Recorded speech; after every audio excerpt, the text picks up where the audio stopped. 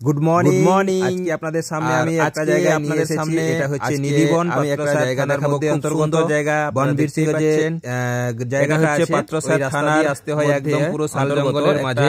বনবীর সিং এই যে দেখুন, এটা হচ্ছে বাইরে, ওইটা দিয়ে যেতে হয়। বাইক রাখলাম, বাইকে করে এসেছিলাম, দেখতে পাচ্ছেন।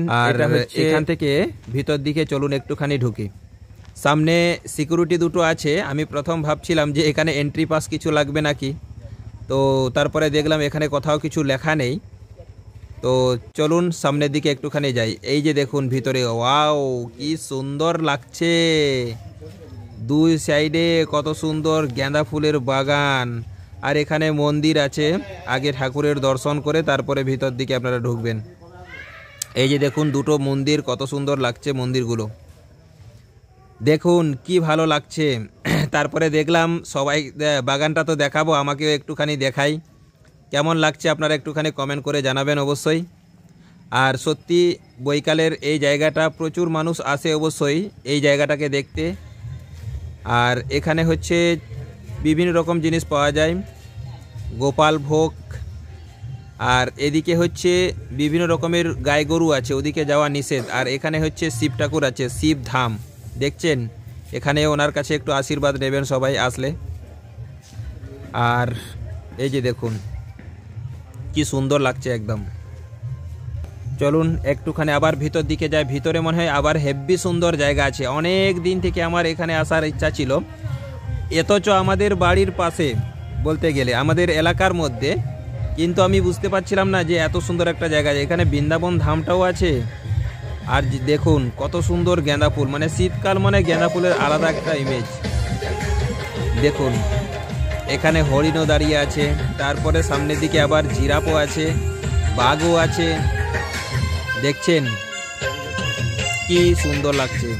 আর এখানে কি কি খাবেন, এখানে দেখুন সমস্ত রকমের খাবারের আইটেম দেওয়া আছে এখানে তালিকাটা। তারপরে দেখলাম একটুখানি সেলফি তোলা যাক।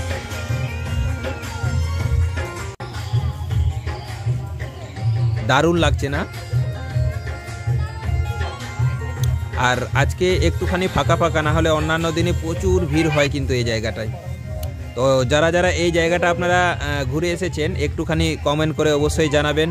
আর যাদের যাদের আসতে মন যাচ্ছে আপনারা অবশ্যই কমেন্ট করে জানাবেন। আমি আপনাদেরকে অ্যাড্রেস বোর্ড জানিয়ে দেব এবং কোন দিক থেকে কোন দিকে যেতে হবে সব কিছু জানিয়ে দেব, ঠিক আছে?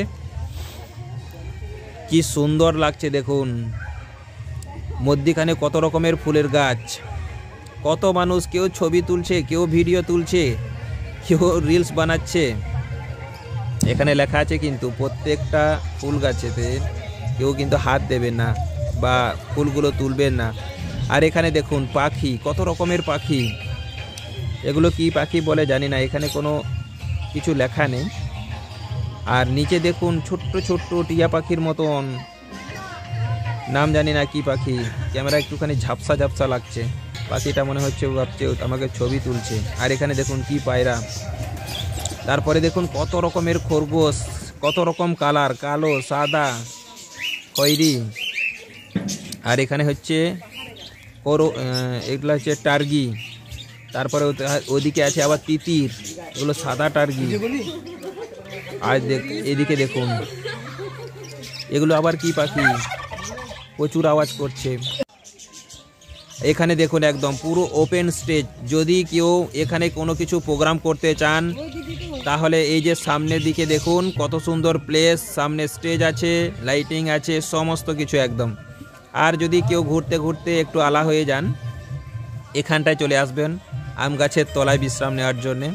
আর এখানে দেখুন কত বড় জিরাফ। আমি প্রথমে ভাবছিলাম হয়তো অরিজিনাল, তারপরে দেখছি না, এটা জিরাফের স্ট্যাচু এখানে বসানো আছে।